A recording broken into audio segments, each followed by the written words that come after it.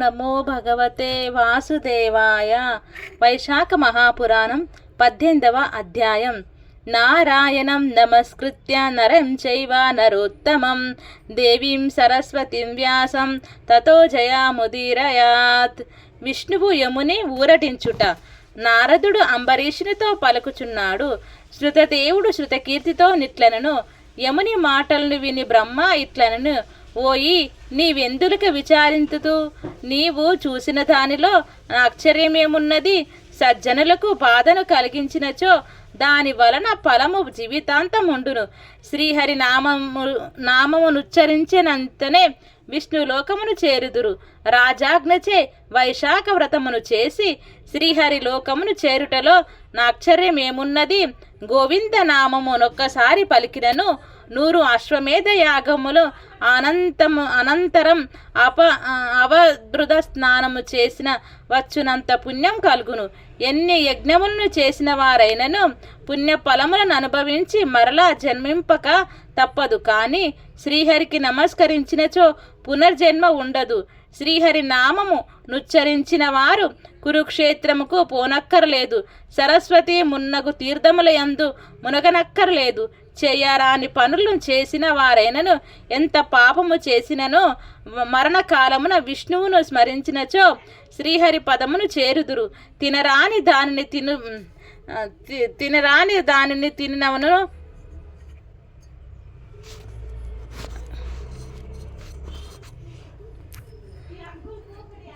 పుణ్యఫలమును అనుభవించి మరలా జన్మింక తప్పకు.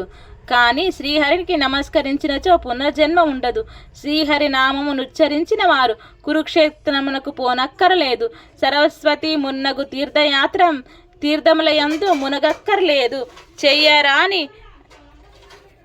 చేయరాని పనులు చేయనక్కరలేదు. ఎంత పాపములు చేసినను మరణకాలమున విష్ణువును స్మరించినచో శ్రీహరి పాదమును చేరుదురు. తినరాని దానిని తిన్నవారును శ్రీహరిని స్మరించినచో పాపములను పోగొట్టుకొని విష్ణు సాయుధ్యము నందుదురు. ఇట్టి శ్రీ మహావిష్ణువును ఇష్టమైనది వైశాఖ మాసం. వైశాఖ ధర్మములను విన్నచో సర్వ పాపములను హరించును. విష్ణు ప్రియమగు వైశాఖ వ్రతము ఆచరించిన వారు శ్రీహరి పాదమును చేరుటలో నాశ్చర్యమేమున్నది? మన అందరినీ సృష్టించిన సర్వ జగన్నాథుడు శ్రీ మహావిష్ణువు. అట్టి వారిని స్మరించిన వారు విష్ణు లోకమును చేరుటలో ఆశ్చర్యమేమున్నది? కీర్తిమంతుడు శ్రీహరి భక్తుడు. శ్రీహరికిష్టమైన వైశాఖ మాస వ్రతమును చేసిన వారి అందు శ్రీహరి ప్రీతుడై వారికి సాయపడుట సహజమే కదా. యమధర్మరాజా, శ్రీహరి భక్తుడగు ఆ రాజును శిక్షింపగల శక్తి నాకు లేదు. శ్రీహరి భక్తులకెప్పుడూనూ అశుభం ఉండదు కదా. జన్మ మృత్యు జరా వ్యాధి భయము కూడా నుండదు. యజమాని చెప్పిన పనిని అధికారి శక్తి కొలది ఆచరింప యత్నించినచో నతడు పనిని పూర్తి చేయకపోయినను నరకమునకు పోడు. తన శక్తికి మించినచో ఆ విషయమును యజమానికి నివేదించిన అధికారి సేవకుడు పాపమునందుడు. వానికెట్టి దోషమునూ లేదు. యజమాని చెప్పిన పని శక్తికి మించినప్పుడు అది వాని దోషం కాదు అని బ్రహ్మ యముని బహువిధములుగా ఊరడించెను. అప్పుడు యముడు బ్రహ్మ మాటల్ని విని, స్వామి, నీ యాజ్ఞను పాటించి నేను కృతార్థుడనైతిని, అన్నిటినీ పొందితిని. అది చాలును. నేను మరలా నా పూర్వపు ఉద్యోగములోనికి వెళ్ళజాలను. కీర్తిమంతుడిట్లు పరాక్రమంతో వైశాఖ వ్రతముతో భూమిని పాలించుచుండగా నేను న్యాయాధికారమును వహింపను. ఆ రాజు వైశాఖ వ్రతము మానునట్లు చేయగలిగినచో నేను తండ్రికి గయాశ్రాద్ధము చేసిన పుత్రుని వలె సంతృప్తి పడుదును. కృపాకర, నా ఈ కోరిక తీరినట్టి ఉపాయమును చెప్పుము.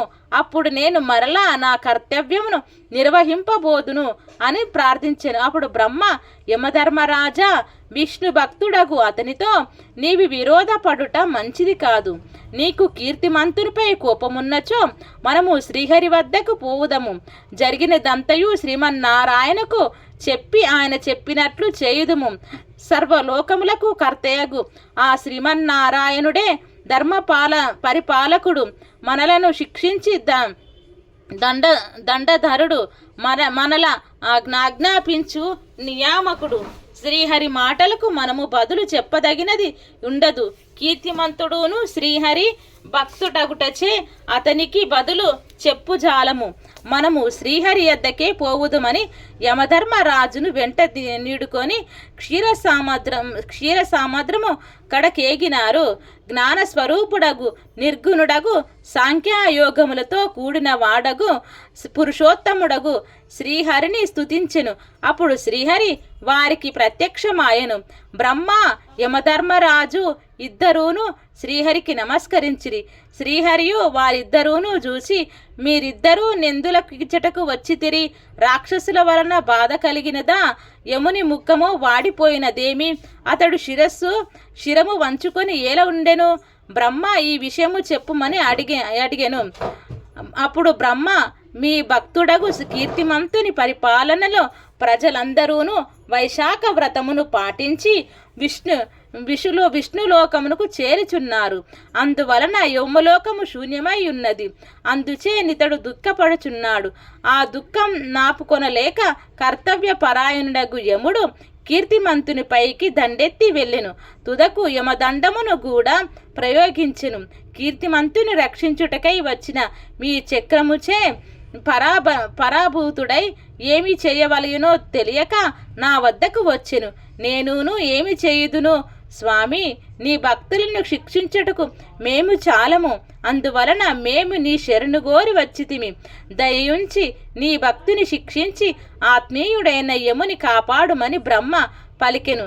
శ్రీ మహావిష్ణువు ఆ మాటల్ని విని నవ్వి యముని బ్రహ్మను చూసి ఇట్లనెను, నేను లక్ష్మీదేవినైనను నా ప్రాణమును దేహమును శ్రీవత్సమును కౌస్తుభమును వైజయంతిమాలను శ్వేత ద్వీపములు వైకుంఠమును క్షీరసాగరమును శేషుని గరుత్మంతుని దేనినైనను విడిచెదను, కానీ నా భక్తుని మాత్రం విడువను.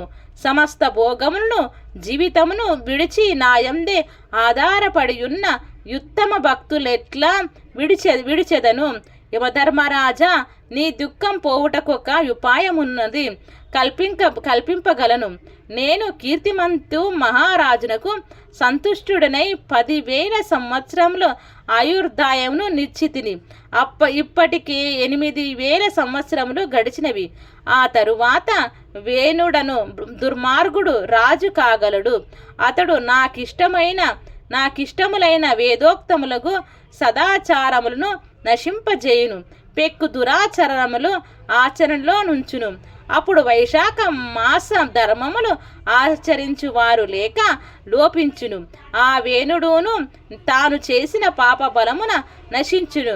అటు పిమ్మట నేను మృదువున పేరున జన్మించి ధర్మ సంస్థాపన చేయుదును. అప్పుడు మరలా వైశాఖ ధర్మమును లోకమున ప్రవర్తింపజేయజాలగలను. అప్పుడు నాకు భక్తుడైన వాడు నన్నే ప్రాణముల కంటే మిన్నగా నమ్మి వ్యామోహమును విడిచి వైశాఖ ధర్మమును తప్పక పాటించును. కానీ అట్టివాడు 1000 మందిలో నొకడుండును. అనంత సంఖ్యలోను జనులలో కొంతమంది మాత్రమే నా ఈ వైశాఖ ధర్మముల నెరిగి పాటింతురు. మిగిలిన వారు అట్లుగాక కామ వివశులై ఉందురు. యమధర్మరాజా, అప్పుడు నీకు వలసినంత పని ఇద్దును. విచారపడకుము. వైశాఖ మాస వ్రతమునందు నీకు భాగము నిప్పింతును. వైశాఖ వ్రతమును ఆచరించు వారందరూను నీకు భాగము నిచ్చునట్లు చేయుదును. ఈ యుద్ధములో నిన్ను గెలిచి నీకియ్యవలసిన భాగమును రాకుండా చేసిన కీర్తిమంతుని నుండి నీకు భాగం వచ్చినట్లు చేయుదును. నీకు రావలసిన భాగం కొంతైనా వచ్చినచో నీకును విచారం ఉండదు కదా. ఇచ్చట గమనింపవలసిన విషయము ఉన్నది. కీర్తిమంతుడు యముని ఓడించి భాగమును గ్రహించుట ఏమని సందేహం రావచ్చును. వైశాఖ వ్రతము చేసిన పాపాత్ములు నరకమునకు పోకుండా విష్ణులోకముకు పోవుట అనగా నరకమునకు పోవలసిన వారు యముని భాగం, కానీ వారు యముని భాగం కాకుండా విష్ణులోకమునకు పోవుచున్నారు. ఇందులకు కారణమెవరు? రాజైన కీర్తిమంతుడు.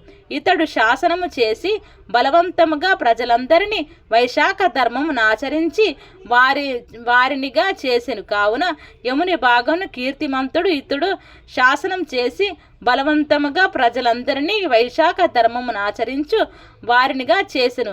కావున యముని భాగమును కీర్తిమంతుడు గెలుచుకొనుట అనగా ఇప్పుడు శ్రీహరి వైశాఖ ధర్మమును ఆచరించు వారు యమునికి కూడా భాగమునిచ్చినట్లు చేయుదును. అనగా వైశాఖ ధర్మమును ఆచరించు వారు యమునికి కూడా భాగమునిచ్చునట్లు చేయుదురు. అనగా వైశాఖ వ్రతం ఆచరించు కీర్తిమంతుడును యమునకు తానును భాగమునిచ్చునట్లు చేయును. ఇందువలన యమధర్మరాజు మనస్సున కూరట కలుగునని శ్రీహరి అభిప్రాయం. వైశాఖ వ్రతము నాచరించువారు ప్రతి దినమును స్నానము చేసి నీకు అర్ఘ్యం నిత్తురు. వైశాఖ వ్రతం చివరి నాడు జలపూర్ణమైన కలశమును పెరుగన్నమును నీకు సమర్పింతురు. అట్లు చెయ్యని వైశాఖ కర్మలన్నీ వ్యర్థమగును. అనగా వైశాఖ వ్రతం ఆచరించువారు ప్రతిదినము స్నాన సమయమున యమునకు ఆర్ధం నియ్యవలెను. మరియు వ్రతాంతమున జలపూర్ణమైన కలశమును పెరుగన్నమును యమునికి నివేదింపవలెను. యముని పేరుతో దానమీయవలెను.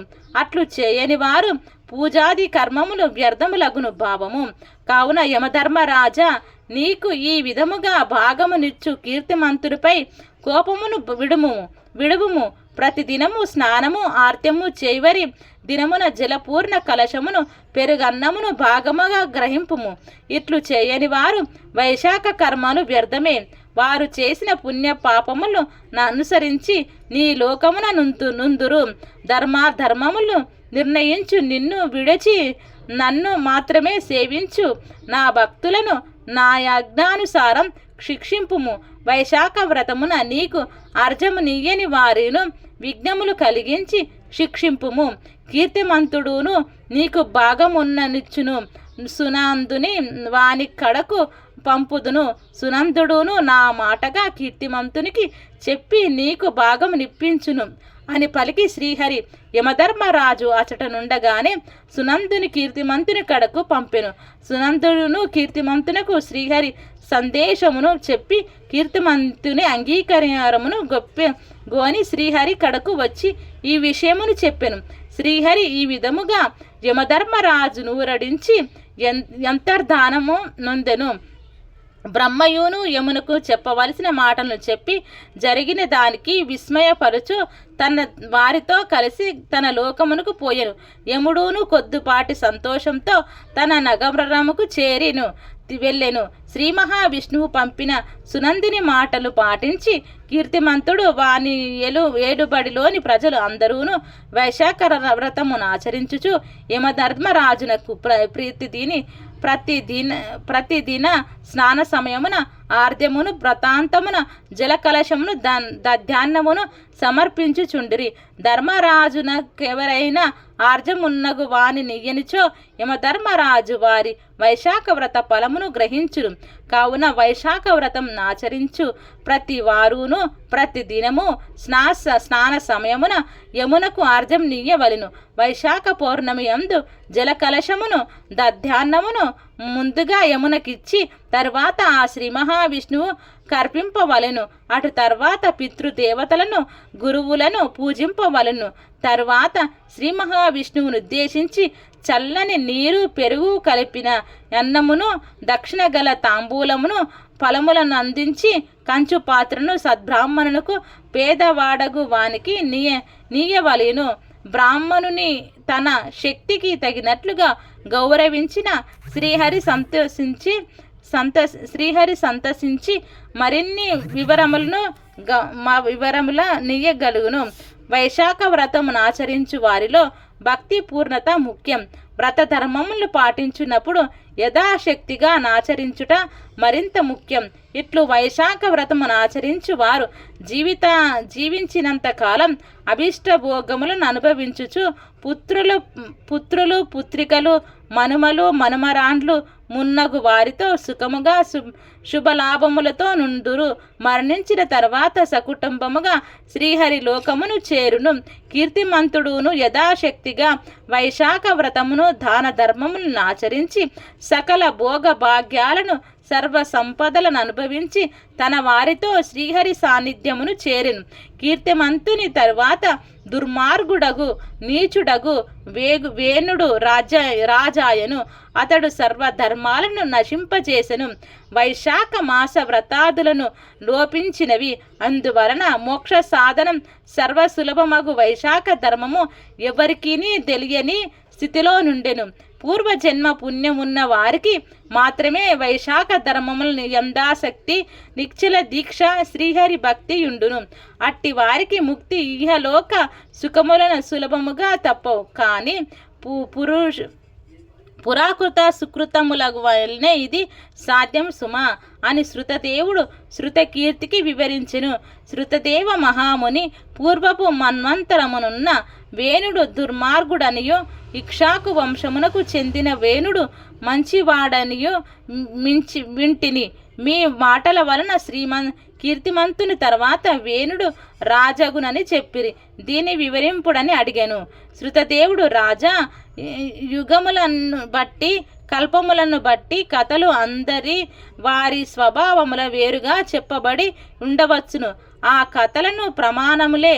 మార్కండేయాది మునులను చెప్పిన వేణుడొక కల్పం వాడు. నేను చెప్పిన వేణుడు మరి ఒక కల్పం వాడు. మంచి చెడుల కలవారి చరిత్రలనే మనము మంచి చెడులకు గుర్తుగా చెప్పుకొందుము. అట్లే కీర్తిమంతుని మంచితనము గొప్పతనము తరువాత వేణుని చెడ్డతనము దుష్టత మనము గమనింపవలసిన విషయము సుమా అని పలికెను అని నారదుడు అంబరీషునకు వివరించెను. వైశాఖ మహాపురాణం 18వ అధ్యాయం సంపూర్ణం.